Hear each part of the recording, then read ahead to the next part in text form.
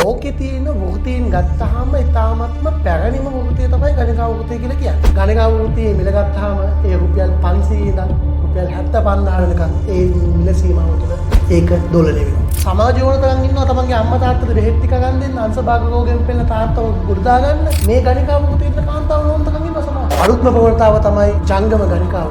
සුපෝකභෝගී වාහනවල සුපෝකභෝගී සේවාදායකයන්ට මේ ගණිකා සේවය සපයන්නේ අතිසුපෝකභෝගී වාහනවල. මේ තාමත්ම බරපතලයි. ස්පා එහෙමත් නැත්නම් සම්භාහන මධ්‍යස්ථාන අද වෙනකොට සිල්ලක කඩ වගේ පඳුරකට පහින් ගැහුවම 20ක් හැම ටවුන් එකකම තිබෙනවා. අද සම්භාහන මධ්‍යස්ථාන මොවාවෙන් පවත්වාගෙන යන ගණිකා නිවාස. අන්නේකයි අද අපිට තියෙන ලොකුම ඛේදවාචක. අධිකරණ භූමියේ ගණිකාවන්ට අපදෙන්න. එහෙම නැත්නම් ගණිකාවෝ අයාලයාමේ පන්තියටදී වගදකාරයුමා නම් උන්ට දඩුවමට දඩේ ගෙවන්න ඕන තරම් මිනිස්සු ඉන්නවා දුසාවේ භූමියේ.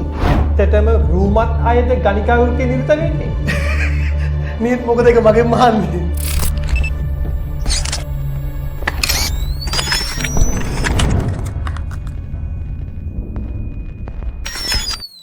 ගණිකා වෘත්තිය ලෝකේ තියෙන ඉතා පැරණිතම වෘත්තියක්.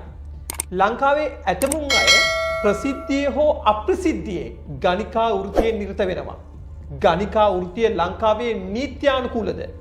ගණිකා වෘත්තිය සම්බන්ධයෙන් එතෙක් මෙතෙක් රූපවාහිනී මාධ්‍යයක හෝ සමාජ මාධ්‍යයක සාකච්ඡා නොකළ කාරණා ගණනාවක් ටෝක් විත් ලෝයර් වැඩසටහනින් අද දවසේ ඔබට ඉදිරිපත් කරන්න බලාපොරොත්තු වෙනවා. ඒ සඳහා අපි ආරාධනා කරා නීතිඥ සුසන්ත කුමාර. අයිබෝන්. ගණිකා වෘත්තියේ ආරම්භය සිදුවන්නේ කොයි ආකාරයෙන්ද? ගණිකා වෘත්තියේ ආරම්භයේ කොහෙන් කොතනින් පටන් ගත්තද කියලා හරියටම නිර්ණායක වශයෙන් කියන්න බෑ. නමුත් ලෝකේ තියෙන වෘත්තීන් ගත්තාම ඉතාමත්ම පැරණිම වෘත්තිය තමයි ගණිකා වෘත්තිය කියලා කියන්නේ. දැන් අපි ගත්තොත් එහෙම සිංහල සංස්කෘතියට අනුව අපි සිංහල බෞද්ධයෝ අපි 550 ජාතක පොත භාවිතා කරනවා. අපි සිද්ධාර්ථ කුමාරයාගේ කතාව අපි ඉතිහාසය දන්නවා. ඒ ඉතිහාස කතාවල හැමතැනම රටක රජ කෙනෙක් ඉන්නවා, රජුගන්ට අන්තපුරක් තියෙනවා. එතකොට ඉහළ පන්තියේ ඉන්න ධනවාදීන් පිනවන්න කාන්තාවන්ගේ ලිංගික ශ්‍රමය භාවිතා කරපු ආකාරය අතීතේ නම තියෙනවා නේද? ඒ නිසා මේක තමයි ලෝකේ තියෙන පැරණිම වෘත්තිය. අම්බපාලි කිව්වොත් එහෙම ඔබ දන්නවා. ඒ වගේම මට මතක් වෙනවා කෝලිත උපතිස්ස කියන බුදුරජාණන් වහන්සේගේ පසුකාලීනව සරියුත් මුගලන් කියන අග්‍ර ශ්‍රාවක දෙනම බවට පත් වෙන මේ කෝලිත උපතිස්ස කියන මේ කුල පුත්‍ර දෙන්න. ඔවුන් දෙදෙනා කලකිරීමකට පත් වෙන්නේ ඒ එදා ඉන්දියාවේ තිබ්බ ගිරග්ග සමජ්ජ කියන නාට්‍ය සංදර්ශනයක් බලලා. දැන් මේ ගිරග්ග සමජ්ජ නාට්‍ය සංදර්ශනයේ අපි සිංහලයට අපි අර්ථ නිරූපණය කළොත් මොකද්ද මේ ගිරග්ග සමජ්ජ කියලා කියන්නේ? පැහැදිලිවම ගල උඩ නිගවත් රැඟුම. එතකොට කාන්තාවන් නිගවතින් රංගනය කරන එක, කාන්තාවන් පිරිමින්ව සන්තර්පණය කරපු එක තමන්ගේ කාමුක ක්‍රියාවන් හරහා ඒක ලොකු අතීතයක් තියෙනවා. එතකොට ගණිකා වෘත්තිය අපේ ලංකාවේ නීත්‍යානුකූලද? හොඳ ප්‍රශ්නයක්. දැන් ගොඩක් තියෙන ගැටලුව තමයි කාන්තාවකට තමන්ට කායිකව තමන්ට ලැබිච්ච දේවල් පාවිච්චි කළා පිරිමින්වගේ කාමාශාවන් සංසිඳවන්න ඒ කියන දේවල් මුදලට විකුණන්න පුළුවන්ද කියන එක. නමුත් අපේ රටට නීතිය හඳුන්වලා දෙන්නේ නීති හොඳටම දන්නවා අපිට නීතිය ලැබෙන්නේ ඉංග්‍රීසියෙන්. ඒතකොට ඉංග්‍රීසියෙන් නීතිය ලැබෙනකොට අපිට ගණිකා වෘත්තිය කියන එක කියන්නේ ගණිකා නිවාසයක් පවත්වාගෙන යාම අපරාධවක විදිහට ගණිකා වාස ආඥා පනත පනවලා එයා ගණිකා වාස ආඥා පනත යටතේ ගණිකා මඩමක් ගණිකා නිවාසයක් පවත්වාගෙන යාම අපරාධ බරක් බවට පැහැදිලිවම අගත නිරූපණය කරලා තියෙනවා. එතකොට මේ පනතේ ගණිකා නිවාසයක් කළමනාකරණය කිරීම, පවත්වාගෙන යාම, පාලනය කිරීම ඒ සඳහා ආදායම් උබල දීම තමයි පනත ප්‍රකාරව වරද වෙන්නේ. දැන් මෙතනදී පටල ගන්න දේ තමයි ගණිකා වෘත්තිය කියන එකයි ගණිකා නිවාසයක් පවත්වාගෙන යාම කියන එකයි දෙකක්. එතකොට ගණිකා වෘත්තිය කියලා කියන්නේ කාන්තාවක් තමන්ගේ ලිංගික අවයව පිරිමින්ට මුදලට විකිණීම.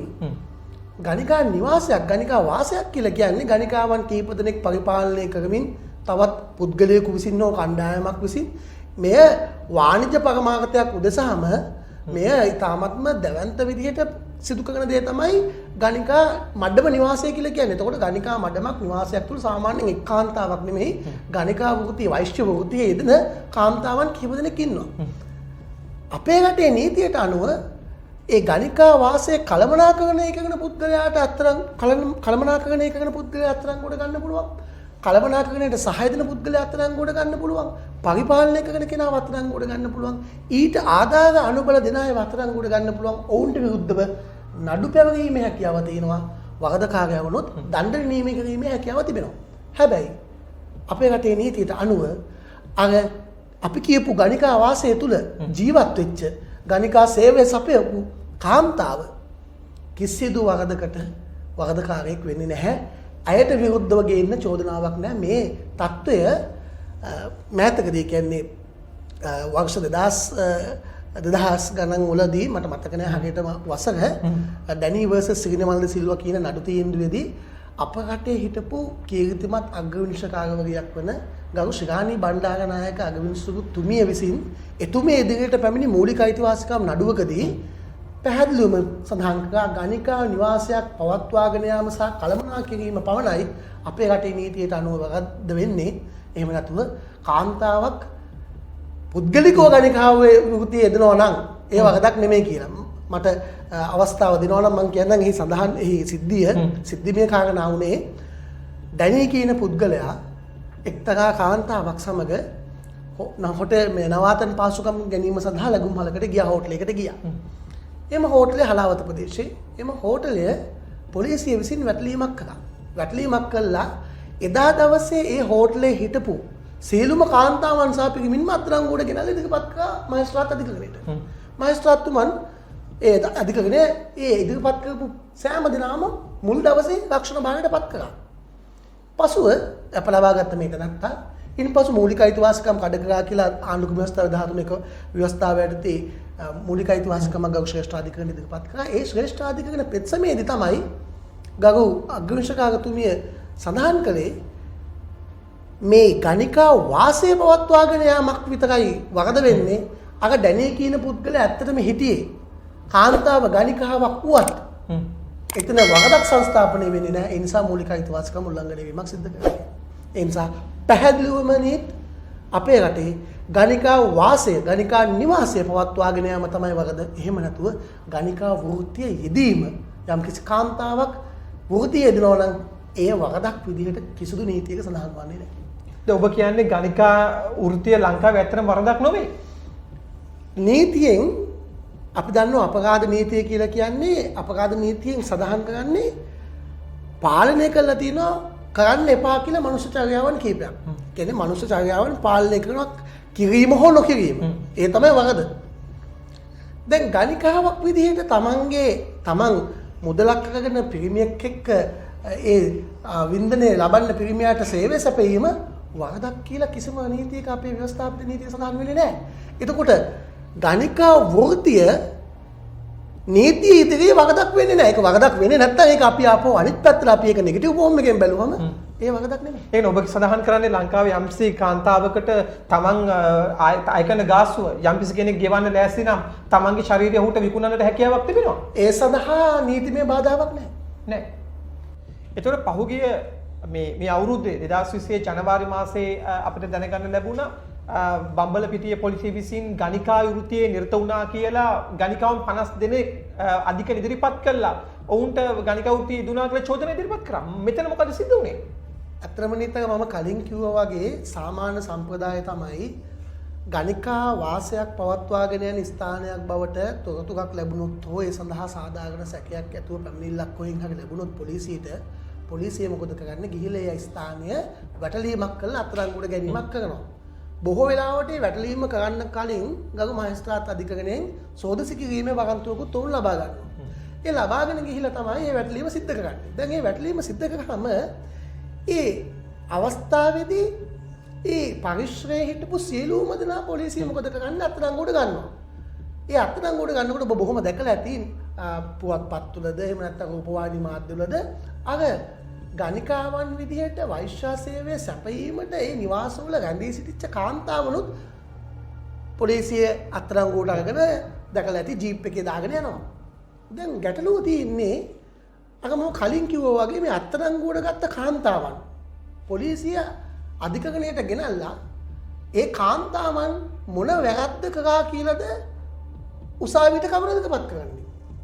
පොලිසිය ඉදිරිපත් කරන්නේ ඔවුන් ගණිකා නිවාසයක් පවත්වාගෙන යාමට ආදාය අනුබල දුන්නා, කළමනාකරණයට ආදාය අනුබල දුන්නා. එහෙම කියලා තමයි පොලිසිය ඉදිරිපත් කරන්නේ. නමුත් අපේ රටේ නීතියේ පැහැදිලි නිශ්චිත නඩු තීන්දුවක් තිබෙනවා. අබේකෝන්නේ ගිහිව කුලතුංග මට මතක විදිහට ඒ නඩු තීන්දුව 52 එන්නෙල්ලා 47 පිටුව මට හොඳට මතකයි එන්නෙල්ලාගේක ඒ නඩුවේ සඳහන් වුණා දැන් ඒ පැහැදිලිවම ඒ අධිකරණය කිව්වේ ගණිකා නිවාසයේ කළමනාකරණය කරන පුද්ගලයාට නඩු පව ගන්න පුළුවන්. ඕවක දක්වනවා. නමුත් ගණිකාවක් විදිහට සේවය සපයන්න ඉදිරිපත් වෙච්ච කාන්තාව අර ගණිකා වෘත්තිය කළමනාකරණය කරන පුද්ගලයාට සහාය දක්වා ආදාය දුන්න අනුබල දුන්න කියලා ඒ තත්ත්වයට නඩු පව ගන්න බෑ. ඒක හරියට නිකන් මේ ශ්‍රේෂ්ඨ අධිකරණය කිව්වේ ඒක හරියට නිකන් අර අශ්වාරෝහකයෙක්ව දක්වන අශ්වාරෝහකයා ඒ අශ්වාරෝහකයා දක්වලා යම් කිසි ක්‍රියාවක් කරා නම් අශ්වාරෝහකයාට විරුද්ධව යම් කිසි නීතියක් ඇද්දී අපි කියමු වරදක් පව ගන්න පුළුවන්.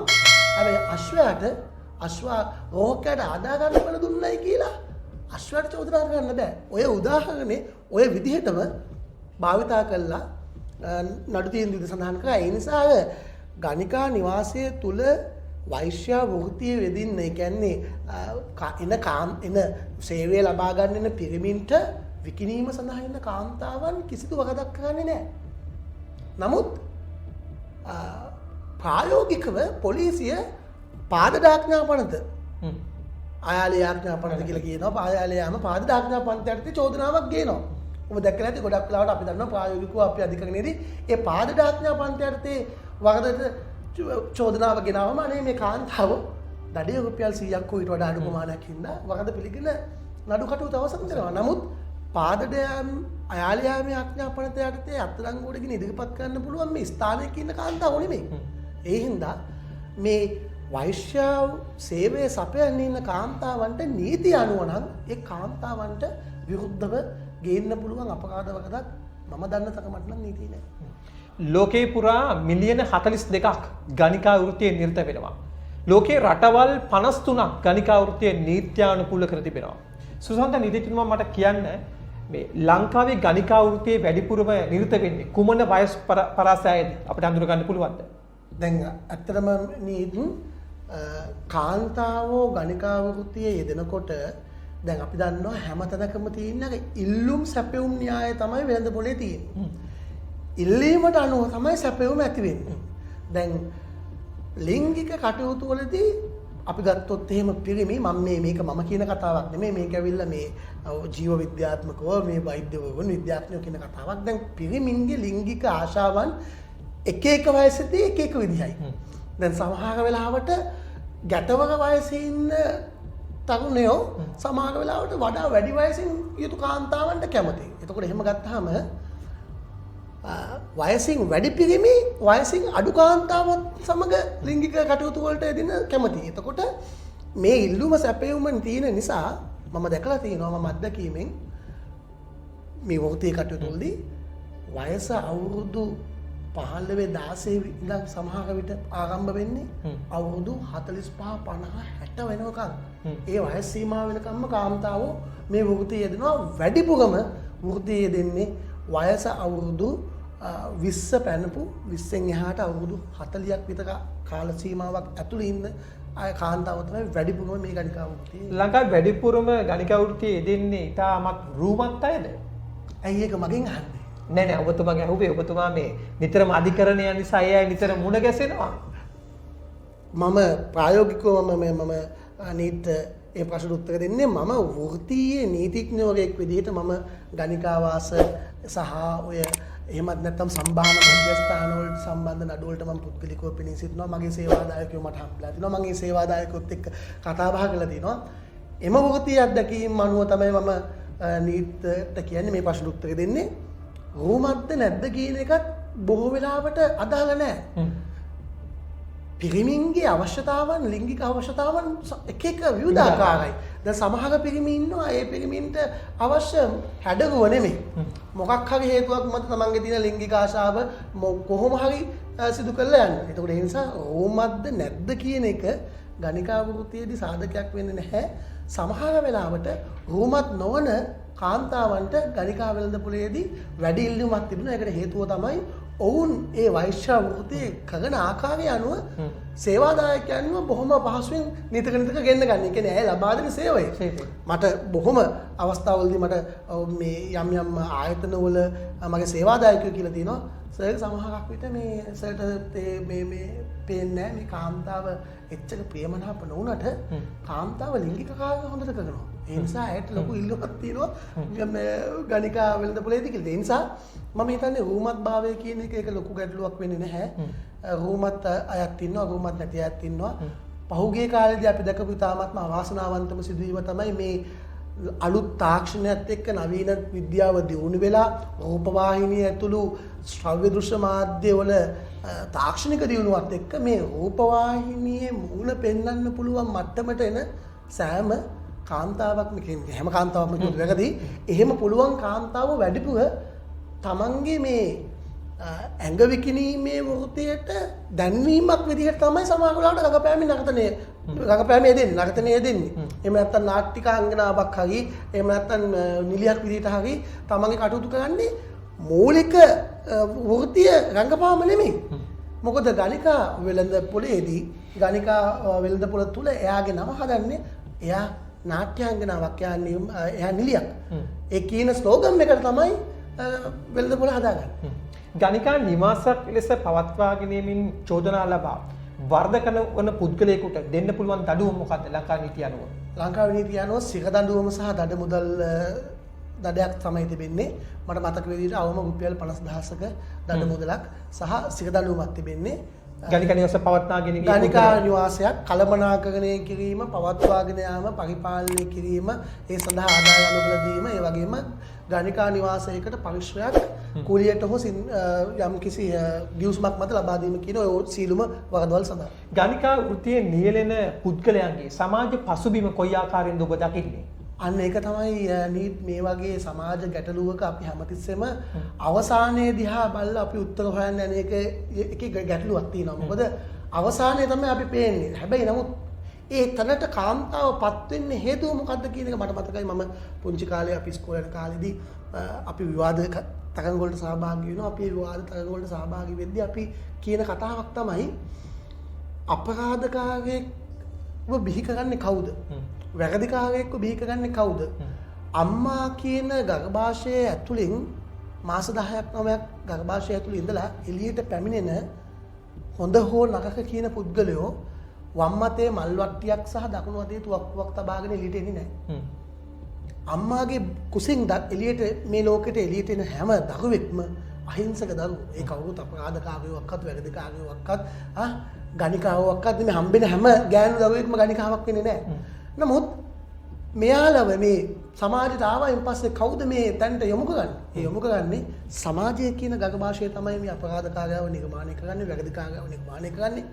විශේෂයෙන්ම ගණිකාව කියන කාන්තාව නිර්මාණය කරන්නේ සමාජයේ විසින්. එතකොට මේ සමාජ පසුබිම් දිහා බැලුවාම මට වෘත්ති අත්දැකීම් වල අනුව මම කියන්නේ බොහෝ වෙලාවට කුඩා අවදීදී තමන්ගේම ඥාතීන්ගේ අතින් ලිංගික අතවරයන්ට පත්වෙච්ච කාන්තා දරුවෝ. එයාලා ඒ කාන්තා හිංසනය යටතේ කාන්තාවක් විදිහට තමන්ගේම ඥාතීන් අතින් ලිංගික අතවරයට පත් වෙනවා. මේ ලිංගික අතවරයන් එළියට ඇවිල්ලා කියන්නේ නැහැ, සමාජෙට කියන්නේ නැහැ, නඩු පවරන්නේ නැහැ. අපි දන්නවා දැන් විවාහ වෙන්න කාන්තාවක් ඉන්නවා නම් ඒ කාන්තාවට ලිංගික අතවරයක් වුණා කියලා නීති ඉස්සරහට ගියොත් මේ කාන්තාවට විවාහ වෙන්න තියෙන බාධා අපි දන්නවා මේ අපේ රටේ සංස්කෘතිය ඇතුලේ. එතකොට අපි හැමදාම ස්ත්‍රී දූෂණ ගණන් හදන්නේ නඩු ප්‍රමාණයෙන් අපි ගණන් හදනවා මේ අවුරුද්දට කීයද කියන එක. හැබැයි ඒ ඇවිල්ලා අධිකරණයේ ඉදිරියට පැමිණිච්ච ඒවා. නමුත් අධිකරණයේ ඉදිරියට ආපු නැති ස්ත්‍රී දූෂණ, ළමා ලිංගික අපචාර කොතනම් මේ රටේ වෙනවද? ඒ නිසා පළමුවම මම දකින දේ තමයි අර මං කිව්ව විදිහට අතවරයන්ටපත් වෙච්ච කුඩා කාලයේදීම හෝ එහෙම නැත්නම් තමන්ගේ ඥාතියෙක්ගෙන් හරි ඒ වගේ දෙයක් වුණ කාන්තාවන්ට තමයි ඒගොල්ලන්ට දැන් ජීවිතයක් නැහැ. ඒගොල්ලෝ ජීවිතේ කලකිරලා ඒගොල්ලන්ට සර්වයිව් ඒගොල්ලන්ට රැකියාවක් කරගන්න විදියක් නැහැ. ඒ අනුව පළමුවම ඒ වගේ කණ්ඩායම් තමයි. බොහොම ජනප්‍රියම කතාව තමයි සහ ඇත්ත කතාව තමයි ආර්ථික අඩුළු පහඩුකම් දරිද්‍රතාවයේ හමුවේ මේ අපේ රටේ තියෙන මේ කාන්තාවන්ට රැකියාවක් සොයා ගැනීමට හැකියාව අපහසුකම නිසා තමයි ගණිකා වෘත්තියට දෙන්නේ. සහ මම පුද්ගලිකව විශ්වාස කරනවා මේ මෑතකදීත් මම මගේ අදහස් දැක්වීමකදී මම ප්‍රකාශ කරා. දැන් මේ ගණිකා වෘත්තියෙන් හම්බ කරන ආදායම වෙනත් වෘත්තීන්ගෙන් හම්බ කරන්න බෑ කාන්තාවකට. ලස්සනට ඉන්න කොණ්ඩ අපි කියන්නේ කොණ්ඩ රිබෝන් කරන්න, ස්ට්‍රේටන් කරන්න, අලුත් මේ විලාසිතාවන් පාවිච්චි කරන්න, අලුතෙන් එන හැම ජංගම දුරකථනයක්ම භාවිතා කරන්න මේවට අධික මුදලක් ඕනේ. දැන් මේ අධි පරිභෝජන රටාවට කාන්තාවකට බොහොම ලේසියෙන්ම ගෙනියන්න නම් ගණිකා වෘත්තිය වගේ මුදල් හම්බ කරන රැකියාවකට නිරත වෙන්න ඕනේ. නිසා ඒ හේතුව නිසා ගණිකා වෘත්තියේ දෙන කණ්ඩායමුත් මම ඕන තරම් දැකලා තියෙනවා. ලෝකේ ගණිකාවන් ගැන කතා කරද්දී බංග්ලාදේශ වගේ රටවල් ගණිකාවන් ඩොලර් 1ක් 3ක් වගේ ඉතාමත් අඩු මුදලකට විකිනවා. ඉන්දියාව ගත්තොත් ඩොලර් 2ක් 4ක් අතර. සුවන්ත මහත්තයා ලංකාවේ ගණිකාවන් අලවිවන්නේ කොපමණ මුදලකටද? කලින් කිව්වා වගේම ගණිකාව අලවි වෙන මුදල දන්නේ භාණ්ඩේ පාවිච්චි කරන. නමුත් මම සාමාන්‍යයෙන් වෘත්තිය තුලදී මම දැකලා තියෙනවා සාමාන්‍යයෙන් එක එක ප්‍රදේශවල එක එක පළාත්වල එක එක මට්ටම් වල ගණිකා නිවාසවලදී ගණිකාවන්ගේ මේ වෙළඳපොළ මිල වෙනස් වෙනවා. සාමාන්‍යයෙන් රුපියල් 2000 3000 ඉඳන් රුපියල් 30 40000 50000 වෙනකම්ම මේ මුදල් ප්‍රමාණය වෙනස් වෙනවා. දැන් සුපිරි පෙළේ ගණිකා නිවාස සහ සුපිරි පෙළේ ගණිකාවන්ගේ කියා ගන්නා කණ්ඩායම් ඉන්න සුපිරි කියන ඉතාමත් රූමත් ස්වභාවයෙන් ඉන්නේ නැද්ද කියන කතාවටත් වඩා එතන තියෙන ජනප්‍රියතාව දැන් ගොඩක් අපි මම මේක කලින් කිව්වා වගේ මම ටෙල් නාට්‍ය වලට වක්කත් එහෙම නැත්නම් නිලියන්ට වක්කත් දෝෂාරෝපණය කරන අධික්‍රම නෙමෙයි. නමුත් යම්කිසි නාට්‍යයක එහෙමත් නැත්නම් යම්කිසි චිත්‍රපටයක චරිතයක් රංගනය කරපු කාන්තාවක් ගණිකා වෙළඳපොළේදී කියන්නේ ඇය නිලියක්. එතකොට මේ සේවාව සපයන්න පුද්ගලයන් මේ ගණිකාව වෘත්තිය කළමනාකරණය කරන කෙනා. ඒ කළමනාකරණය කරන කෙනා තමන්ගේ සේවා දායකයන්ට ඒ ගණිකාව හඳුන්වලා දෙන්නේ ඇය නිලියක්. ඒක නිලියක් කියලා කිව්වම සාමාන්‍ය කාන්තාවකට වඩා අපි දන්න බියගම කටුනායක වෙළඳ කලාපයේ මේ දුකී මැසිම පාගන්න ගෑනු ළමයෙකුට වඩා පොත්ත පොඩ්ඩක් සුදුවට තියෙන කාන්තාවක් තමයි මැවිලා පේන්නේ. ඉතින් ඒ වින්දනය ලබා ගන්න සේවාව ලබා ගන්න ඉන සේවාදායකයෝ ඒ මිල ගෙවන්න සූදානම්. ඒ නිසා මේ මිල තීරණය වෙනවා අර මම කියපු පුංචි මුදලේ ඉඳන්ම ලොකු මුදලක් දක්වාම. දැන් මම සාමාන්‍යයෙන් දක්ලා තියෙන දෙයක් තමයි පාරවල් වල බස් ස්ටෑන්ඩ් වල තමන්ගේ ජීවිතයේදී බොහොම අමාරුවෙන් මොකක්ම හරි දෙයක් කරගන්න ගණිකා වෘත්තියේ යෙදෙන කාන්තාවෝ ඉන්න ඔවුන්ගේ ගාස්තු ඉතාමත්ම පහළ මට්ටමක. එතකොට ඔවුන්ට ලැබෙන ඔවුන් වෙත පැමිණෙන සේවාදායකයොත් ඒ මට්ටමේම තමයි. කාලයක් අපි සමීක්ෂණයක් කරන්න අපි උත්සාහයක් ගත්තේ. සමීක්ෂණයේදී එළි වුණේ පිටකොටුවේ වැඩ කරන ජනතාව ඉන්න ඕනේ දවසේ පඩියට. අපි කියන්නේ නාටාමිලා වගේ. ඒ ඔවුන්ගේ අවසාන ඉලක්කය තමයි රුපියල් 2000 3000ක් හොයාගෙන ඒ මුදලින් මත්පැන් කාලක් හරි මත්පැන් බෝතලයකින් භාගයක් හරි අරගෙන රුපියල් 1000ක් හෝ 500කට ගණිකාවක් එක්ක නිදාගෙන ගෙදර යන එක. ඒක තමයි ඔවුන්ගේ ජීවිතය කියලා කියන්නේ. ඔවුන් ජීවිතේ විඳිනවා කියලා කියන්නේ ඒක. එතකොට ඒ මට්ටමේ ඉන්න පුද්ගලයෙකු රුපියල් 1000ට 500ට ගණිකා සේවාව ලබා ගන්න කණ්ඩායම් ඉන්න ඔය කියන බස් නැවතුම් පොළවල් වල පාරේ ගමන් කරන තැන් වල ඉන්නවා. අර මම කිව්ව සුපිරි පෙළේ ගණිකා වෘත්තියේ යෙදෙන තැන් තිබෙනවා සහ ඒ වගේම ජංගම ගණිකා නිවාස කියලා දැන් අද බොහෝ වෙලාවට සිද්ධ කරන්නේ ස්ථානයක මේ ගණිකා නිවාසය පවත්වාගෙන යන එක නීතිය රාමුවට අහු වෙන නිසා දැන් අර අපරාධකරුවෝ නීතිය රාමුවෙන් ගැලවෙන්න හදාගත්ත ක්‍රමයක් තමයි ජංගම ගණිකා නිවාසය. ඒ කියන්නේ ඒගොල්ලෝ යම්කිසි වාහන රට මෝටර් රට යොදා ගන්න අධිසුපෝකභෝගී වාහන සමහරක් ඒවා මට මතකයි කොට්ටාවෙන් අධිවේගී මහා මාර්ගයේ ගණිකාවත් එක්ක වාහනය යනවා. අපි කියමු අවසාන පිවිසුම මාතර ගොඩගම පිවිසුම කියලා. මම හිතන්නේ පැයක් විනාඩි 15ක් විතර ප්‍රමාණයක් තියෙනවා අධිවේගී මාර්ගයේ ගමන් කරන්න. ඒ කාල සීමාවට ඒ සේවාව සපයනවා. එතකොට නීතියට හරස් වෙන්න බෑ.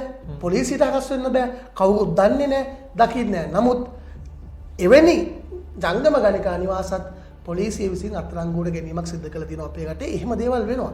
ඒ නිසා මම මේ කිව්වේ අධිවේගී මාර්ගයේ උදාහරණයකට විතරයි. ඒ වගේ අද වෙනකොට මේ වාහන වල ගණිකා වෘත්තිය දිගින් දිගටම වෙන එක බහුලව සිද්ධ වෙනවා.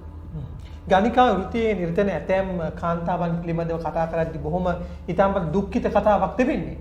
අනිවාර්යයෙන්ම නේද. ඔවුන්ගේ කතාව ගැන අපි අහගෙන හිටියාම සමහර විට හරිම සෝචනීය ඉතිහාසයක් ඔවුන්ගේ ජීවිතය තුළ තියෙන්නේ. මං හිතන්නේ නැහැ කිසිම කාන්තාවක්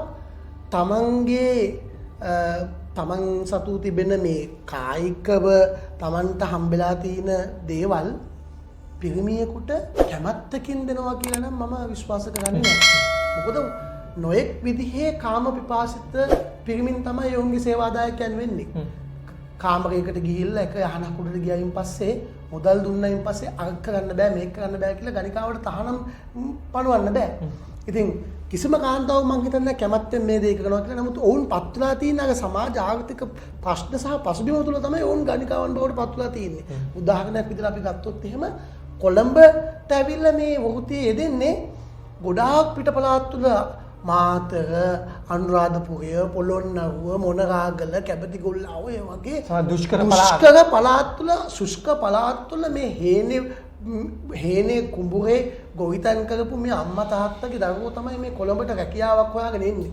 ඒතකොට මේ කොළඹට රැකියාවක් හොයාගෙන ඉන්නකොට කාලයක් තිබ්බා නීට මතක ඇති පිරිමි කොල්ලෙක් නම් එක රස්සාවයි තියෙන්නේ හමුදාවට යන එක. කාන්තාව නම් ජුකි මැසිල්මට පාගන්න යනවා.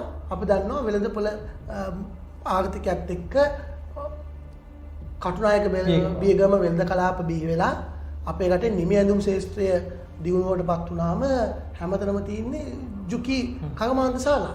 එතකොට අධ්‍යාපනයක් ලබා ගත්ත නැති කාන්තාව හැමෝම එනවා ජුකි මැෂිම පාගන්න. එතකොට මේ ජුකි මැෂිම පාගන්න එන කාන්තාව තමන්ගේ තාත්තට අංශභාගය හැදලා අම්මට කර කියා ගන්න දෙයක් නැහැ. තමන්ගේ නංගිව කසාද බඳලා දෙන්න ඕනේ. එයාගේ වයස ගත වෙලා ඉවරයි. යාට විවාහයක් කරගන්න විදියක් නැහැ. දෑවැද්දක් නැති නිසා. නමුත් ඇය තුල තියෙනවා තමන්ගේ නංගිව දෑවැද්දක් එක්ක විවාහයක් කරලා දෙන්න. තමන්ගේ ඉගෙන ගන්න මල්ලිව ඉස්කෝලේ යවන්න.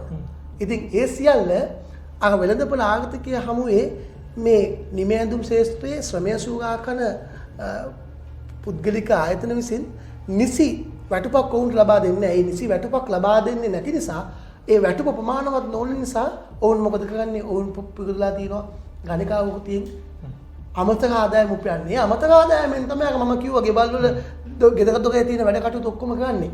වහල කැඩලා නම් වහල හදන්නේ, බිත්තිය පෙගුණා නම් බිත්තිය හදන්නේ, විදුලිය නැත්තම් ගෙදරට විදුලිය ගන් දෙන්නේ, මල්ලිට ලැප්ටොප් එකක් නැත්තම් නංගි ඉස්කෝලේ යන්න ලැප්ටොප් එකක් නැත්තම් ඒක ගන් දෙන්නේ. මේ කරන රැකියාව මේ නීති විරෝධී තමයි. නමුත් කාන්තාව එතනට පත්වලා තියෙන අර සමාජ ආර්ථික ප්‍රශ්න මත. ඒ වගේම බහුතර කාන්තාවන් පිරිසක් මට හම්බෙලා තිබෙනවා මේ මොනවාද අපි කියන්නේ සම්භාහන මධ්‍යස්ථානවල ඔවුන්ගේ ස්වාමි පුරුෂයන් ඔවුන්ට නැහැ. කියන්නේ එක්ක ස්වාමි පුරුෂයා මිය ගිහිල්ලා. එහෙමත් නැත්නම් පවුල් ආරවුල් නිසා දෙන්න දෙමළ දෙපැත්තට වෙලා තියෙන්නේ. යුද්ධය නිසා Tamanට ස්වාමි පුරුෂයෝ අහිමි වෙච්ච කාන්තාවෝ ඉතාමත්ම විශාල ප්‍රමාණයක් අපේ රටේ ඉන්නවා. එහෙම නැත්නම් තමන්ගේ ස්වාමි පුරුෂයා විදේශගත වෙලා ජීවන අගලයට අවශ්‍ය කරන ආර්ථික සම්පත් ලබා දෙන ස්වාමි පුරුෂයා විදේශගත වෙලා. ඉතින් එවැනි කාන්තාවන් මේ ගණිකා වෘත්තියට නැඹුරීමේ ප්‍රවණතාවක් තිබෙනවා. එහෙම කාන්තාවන් තමයි වැඩිපුර ඉන්නේ. ඉතින් ඔවුන්ගේ ජීවිතය හරිම ඛේදනීයයි කියන එක තමයි කියන්නේ තියෙන්නේ. දැන් ලංකාවේ ගණිකා වෘත්තිය විවිධ ස්වරූපෙන් අද පැවැළලා තිබෙනවා. කොයි ආකාරයෙන්ද ගණිකා වෘත්තිය ලංකාවට එන ස්වරූපේ? ඒ ස්වරූපයක මම කලින් කිව්වා වගේ අලුත්ම මම වසර කීපයක් තුල මම දැකපු දේවල් තමයි අලුත්ම ක්‍රමය තමයි දැන් අර ආයුර්වේද පනත යටතේ සම්භාහන මධ්‍යස්ථාන අපේ රටේ දැන් අර සිල්ලක කඩ වගේ දිවෙනවා. කොළඹ ප්‍රදේශයේ නම් ඉතාමත්ම බහුලව අපි කියන්නේ පඳුරකට පයින් ගැහුවොත් අර 100ක් හම්බ වෙනවා වගේ අඩියෙන් අඩිය තියෙනවා සම්භාහන මධ්‍යස්ථාන. දැන් ඒක වෙනත් නගරවලත් ඒ විදිහටම ව්‍යාප්ත වෙලා යනවා. පංචකර්ම කියලා ආයුර්වේද සම්භාහන මධ්‍යස්ථාන. නම් මේ සම්භාහන මධ්‍යස්ථාන ලංකාවේ නීත්‍යානුකූලද? සම්භාහන මධ්‍යස්ථාන ලංකාවේ නීත්‍යානුකූලයි. ඒ ආයුර්වේද පනත යටතේ ආයුර්වේද කොමසාරිස්වරයාගේ අධීක්ෂණය යටතේ බලපත්‍රයක් ලබාගෙන ඒ කියන ආයුර්වේද නීතිය යටතේ තියෙන මේ පරිචයන් සම්පූර්ණ කරලා පවත්වාගෙන යන්න පුළුවන්. ඒක නීත්‍යානුකූලයි. ඒක කිසි ගැටලුවක් නැහැ. නමුත් ඒ ආයුර්වේද මධ්‍යස්ථාන තුල මේ සම්භාහන මධ්‍යස්ථාන තුල සම්භාහනය විතරයි කරන්න පුළුවන්. නමුත් දැන් අද සිදු වෙන්නේ සම්භාහන මධ්‍යස්ථානය මුවාවෙන් ගණිකා නිවාසය පවත්වාගෙන යාම. දැන් ඊට අමතරව අපේ රටේ පුද්ගලික ව්‍යාපාරයක් විදිහට සමාගම් මැදුරට ගිහිල්ලා සමාගම් ලියාපදිංචි කිරීමේ පන්ති යටතේ සමාගමක් විදිහට සම්භාහන මධ්‍යස්ථාන හදාගෙන පවත්වාගෙන යන්නත් පුළුවන්. එහෙම ක්‍රමයකුත් තිබෙනවා. දැනට අපේ රටේ නීතිය තුල සම්භාහන මධ්‍යස්ථාන නිත්‍යානුකූලයි. එය අනීතික නැහැ. නමුත් සිද්ධ වෙන්නේ මොකද්ද? මේ සම්භාහන මධ්‍යස්ථාන වලින් 80%කට හෝ 90%කට වඩා වැඩි ප්‍රමාණයක සිද්ධ වෙන්නේ සම්භාහනයේ මුවාවෙන් ලිංගික සේවාව සැපයීම. ඒ වරදක්. ඒ වරදක්.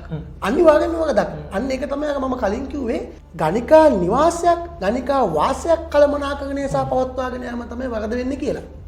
ඊට අමතරව මම කිව්වා කලින් ඔබට මතක ඇති ජංගම වාහන භාවිතා කරනවා ගණිකා වෘත්තිය සඳහා. ඒ එක්තරා ආකාරයක්. ඉතින් ඔය විදිහට ගණිකා වෘත්තිය අපේ රටේ නොයෙකුත් උපක්‍රම යොදා ගන්නවා මේ සිද්ධ කරන පුද්ගලයන්. ඒ අනුව තමයි මේ සිදු වෙන්නේ. නමුත් මේ සදාචාරාත්මක කටයුකාරයක් මගේ පුද්ගලික මතය තමයි ගණිකා වෘත්තිය යෙදෙනවද නැද්ද කියන එක තීන්දුව තීරණය කරන්නේ වැඩිහිටි කාන්තාවක්. ඒ සේවාව ලබා ගන්න යනවද කියලා තීන්දුව තීරණය කරන්නේ වැඩිහිටි පිරිමියෙක්. මම හිතන්නේ නීතිය සදාචාරය බලගන්නවද නැද්ද කියන ගැටලුවට අපි හැමදාම මුහුණ දෙනවා. මගේ පුද්ගලික මතය තමයි පුද්ගලික සදාචාරයට නීතිය මැදිහත් වෙන්න ඕනේ නැහැ කියන එක. මොකද අපිට ඉංග්‍රීසීන් විසින් අවුරුදු 100කට විතර කලින් තමයි අපිට මේ නීති අපිට පනවලා තියෙන්නේ. හැබැයි ඉංග්‍රීසීන් මීට අවුරුදු 50කට කලින් වුන් මේ නීති වෙනස් කරගත්තා. හැබැයි අපි තාමත් ඒ නීති කරපින්නාගෙන ඉන්නවා. අපි මේ නීති වෙනස් කරන්න ඕනේ. දැන් තව ඛේදවාචකයක් තමයි අර සම්භාහන මධ්‍යස්ථානවල සම්භාහනකාරයේ යෙදෙන කාන්තාවන්ව ගණිකා වාස කියලා අත්අඩංගුවට අරගෙන මහේස්ත්‍රාත් අධිකරණයට ඉදිරිපත් කරාම මහේස්ත්‍රාත් අධිකරණ විසින් දෙන නියෝග. උදාහරණයක් විදිහට පොලිස් දෙපාර්තමේන්තුවට අවශ්‍ය නම් අර සම්භාහන මධ්‍යස්ථානයේ අත්අඩංගුවට ගෙනාපු කාන්තාවෝ ටික රක්ෂණ භාගයට පත් කරන්න චේතනානුතවම පොලිසිය ඉල්ලීමක් කරනවා ගරු මහේස්ත්‍රාත් අධිකරණයෙන් කාන්තාවන්ට සමාජ රෝග වාර්තාවක් බන්ධනාගාරගත කොට බන්ධනාගාරය මගින් ඉදිරිපත් කරන්න කියලා. දැන් එතකොට අපදීමක් සිද්ධ කරන්නේ නැහැ. කාන්තාවන්ව රක්ෂණ භාගයට පත් කරනවා ඉදිරි දිනේදී බන්ධනාගාර රෝගවල මගින් සමාජ රෝග වාර්තාවක් යනවන්නේ කියලා.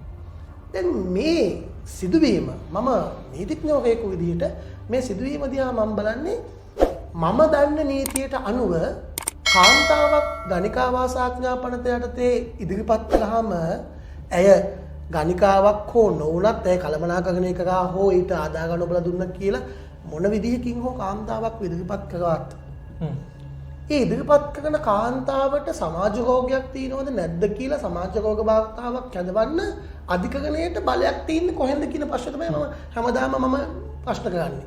අධිකරණය තුලත් මම මේ ප්‍රශ්නේ යොමු කරලා දෙනවා අධිකරණ. මොකද අපරාධ නඩු විධාන සංග්‍රහ පන්තියට තමයි අපරාධයක විමර්ශනයක කටයුතු සිද්ධ කරන්නේ.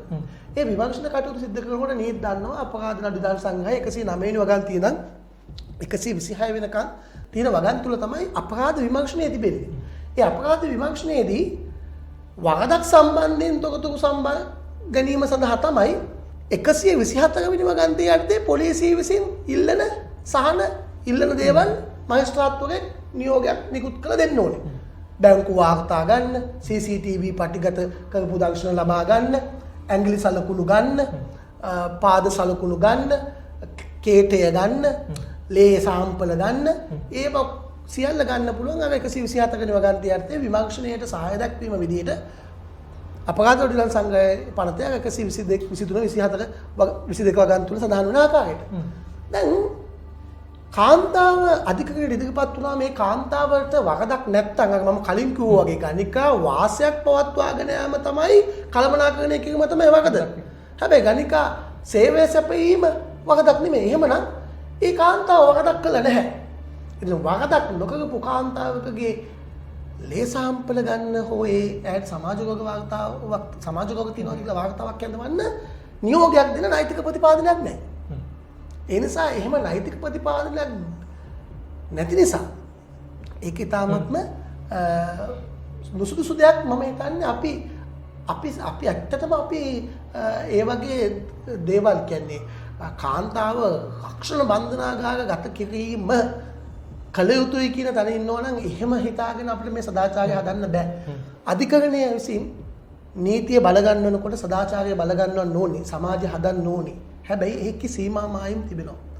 දැන් අපි දන්නවා පංචශීලයේ බෞද්ධයාගේ නිත්‍ය සීලයේ පංචශීලයේ තිබෙනවා කාමයේ වරදවා හැසිරීම වරදක් කියලා. ඒක ඇවිල්ලා පෞද්ගලික සදාචාරයට අයිති වෙන ඒකේ ආගමික කතන්දරයක් එතන තියෙනවා.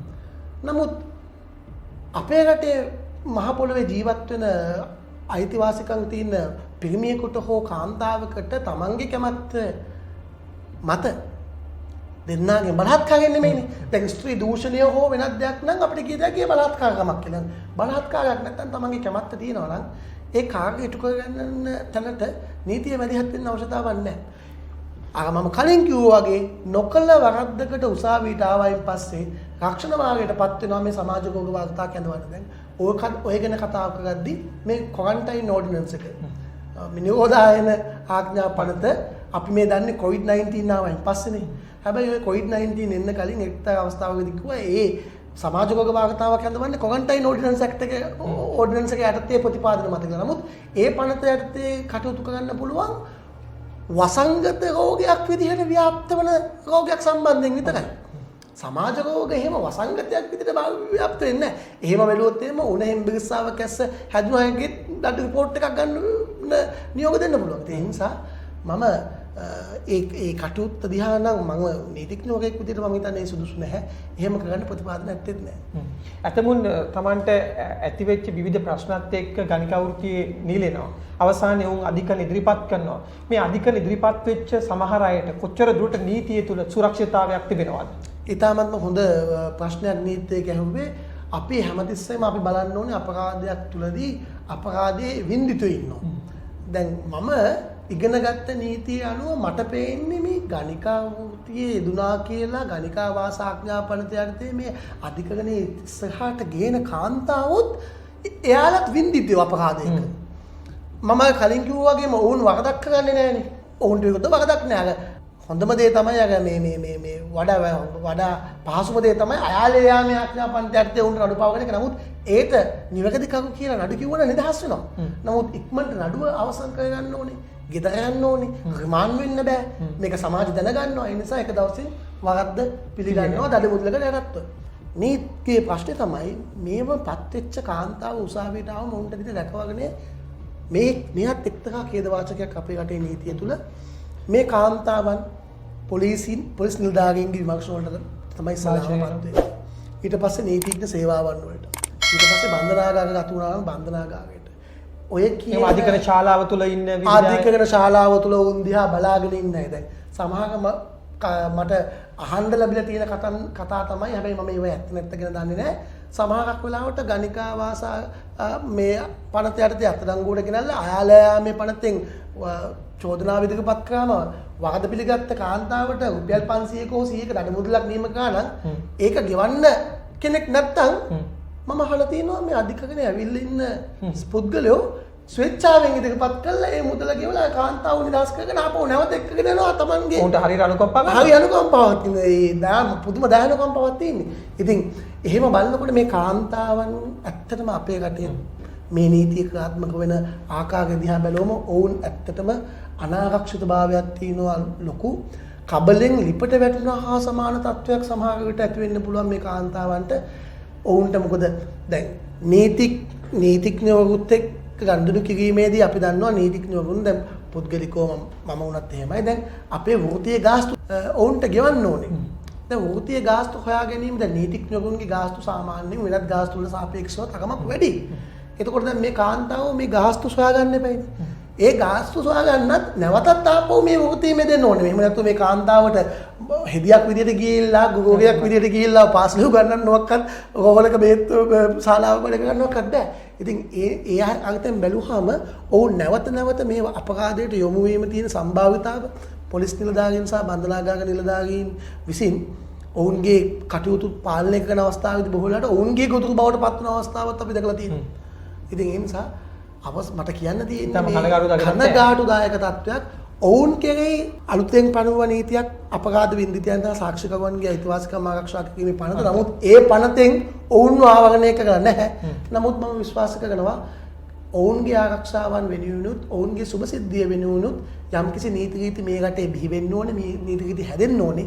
එහෙම නැත්නම් අපේ රටේ නීතිය සහ සදාචාරය බලාපොරොත්තු වෙනවා නම් ගණිකා වෘත්තියේදීම නතර කිරීම හෝ අවම කිරීම ඒ ඉලක්කයට යන්න බෑ. අර කණ්ඩායම මේ කියන්නේ මේ කාන්තාවන්ට නිසි රැකවරණයක් දෙන්න පුළුවන් නීති රීති හැදුවේ නැත්තම්. විශේෂයෙන්ම අද දවසේ පිටා වැදගත් කාරණා රසක් සාකච්ඡා කරා. අපේ සාකච්ඡාවට පැමිණි නීතිඥ සුසන්ත කුමාර මැතිතුමාට ස්තුතිවන්ත වෙනවා. තවත් අලුත් වැඩසටහනකින් ඔබින් හමු වීමේ බලාපොරොත්තුවෙන් ඔබෙන් සමු ගන්නවා. අයිබෝවන්.